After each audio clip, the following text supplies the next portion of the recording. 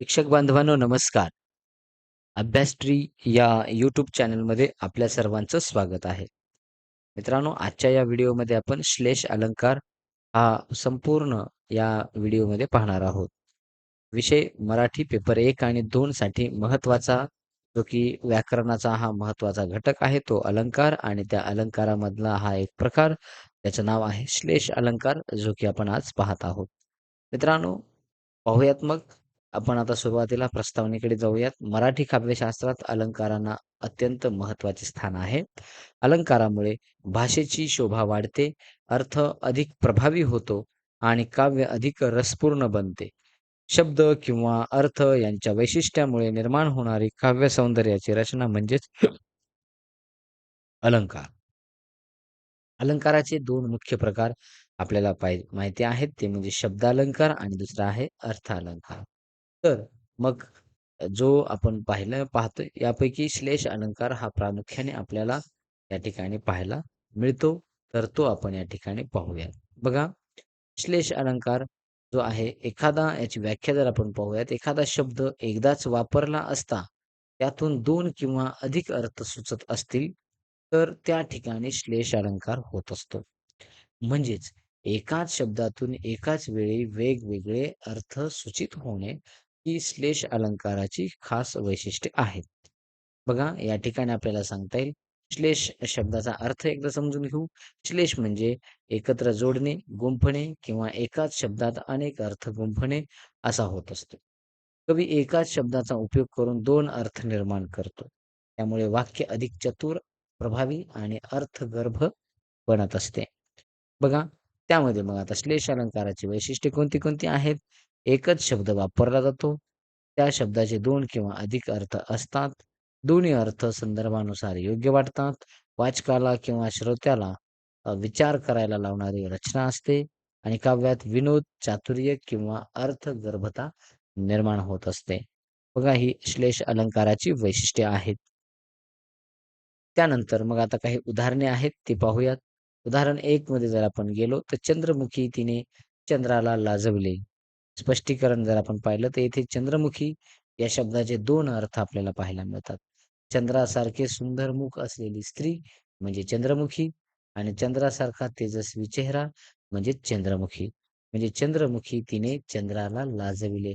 आता इथं दोन अर्थ आपल्याला या चंद्रमुखी शब्दाचे पाहायला मिळतात. म्हणून या ठिकाणी श्लेष अलंकार होताना आपल्याला पाहायला मिळतो. त्यानंतर बघा, उदाहरण दुसरं आहे, रामाने रामाचे स्मरण केले.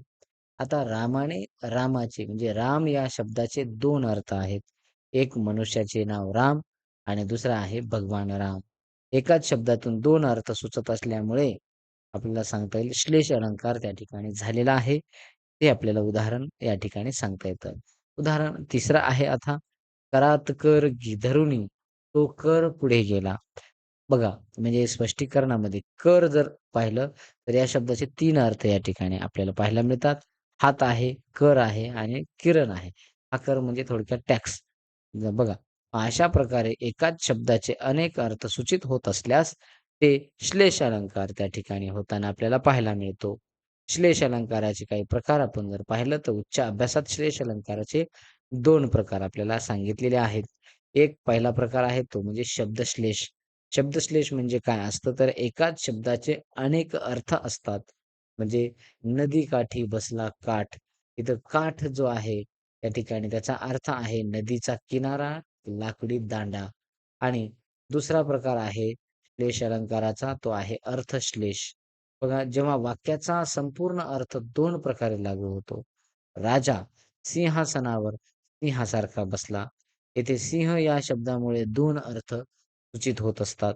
बघा, या ठिकाणी आपण श्लेष अलंकाराचे प्रकार आपण पाहिलेले आहेत. यामध्ये मग एकाच शब्दाचे अनेक अर्थ असलेला तो शब्दश्लेष आणि एका शब्दाचे म्हणजे जो काही वाक्य आहे, वाक्याचा संपूर्ण अर्थ दोन प्रकारे लागू होत असेल, अशा वेळेला त्याला अर्थश्लेष असं म्हणतात. बघा, आता श्लेष अलंकार ओळखण्याची पद्धत कोणती आहे, कशी आहे? तर श्लेष अलंकार ओळखताना खालील गोष्टी आपण लक्षात ठेवायच्यात. वाक्यात एखादा दुहेरी अर्थाचा शब्द आहे का पाहायचा आहे. त्यानंतर त्या शब्दाचे दोन अर्थ योग्य ठरतात का, ते आपण पाहायचं आहे. दोन्ही अर्थ वाक्याशी सुसंगत आहेत का, ते देखील आपण पाहायचं आहे. जर आणि ह्या सगळ्या गोष्टी, या सगळ्या अटी जर म्हणजे बसत असतील, तर त्या ठिकाणी आपल्याला म्हणायचं तो काय आहे थोडक्यात, तर तो श्लेष अलंकार त्या ठिकाणी होतो, असं आपल्याला सांगता येतं. त्यानंतर बघा आता काही प्रश्न असतील ते आपण या ठिकाणी पाहूयात. श्लेष अलंकार असलेले वाक्य कोणते आहे? तिचा चेहरा चंद्रासारखा आहे. गंगा नदी पवित्र आहे. रामाचे नाव घेतले आणि आकाश निळे आहे. तर आपण वरती पाहिलेलं आहे रामाने रामाचे नाव घेतले. करात कर घेऊन तो कर भरायला गेला. बघा असं ज्यावेळेला कर, कर, कर असं करात कर म्हणजे हातात हात आणि तो नंतर कर भरायला गेला. त्यावेळेला त्या ठिकाणी श्लेष अलंकार होताना आपल्याला पाहायला मिळतो. खालीलपैकी श्लेष अलंकाराचे उदाहरण कोणते आहे? बघा, श्लेष अलंकाराचे उदाहरण पर्याय क्रमांक सी, राम राम म्हणत तो रामाकडे गेला. बघा, म्हणजे अशा ज्यावेळेला आपल्याला अ, असे अनेक अर्थ पाहायला मिळत असतात, त्यावेळेला आपल्याला हा अलंकार पाहायला मिळतो. श्लेष अलंकार जो आहे, हा मराठी काव्यशास्त्रातील अत्यंत प्रभावी अलंकार आहे. एकाच शब्दातून अनेक अर्थ निर्माण करून कवी भाषेला चातुर्य, सौंदर्य आणि अर्थगर्भता प्रदान करत असतो. त्यामुळे काव्य अधिक आकर्षक आणि बौद्धिकदृष्ट्या समृद्ध बनत असते. तर अशा प्रकारे मित्रांनो हा श्लेष अलंकार आहे. जर आपल्याला या ठिकाणी काही अडचण असेल तर आपण आपण कमेंटमध्ये आम्हाला कळवावं. तसेच सोबतच आपण जर या आमच्या चॅनलवरती नवीन असाल तर चॅनलला सबस्क्राईब करायला विसरायचं नाही आणि बेल आयकॉन देखील नक्की प्रेस करा. पुन्हा भेटूयात या अलंकाराचा पुढचा प्रकार घेऊन पुढच्या व्हिडिओमध्ये. तोपर्यंत धन्यवाद. Thank you so much.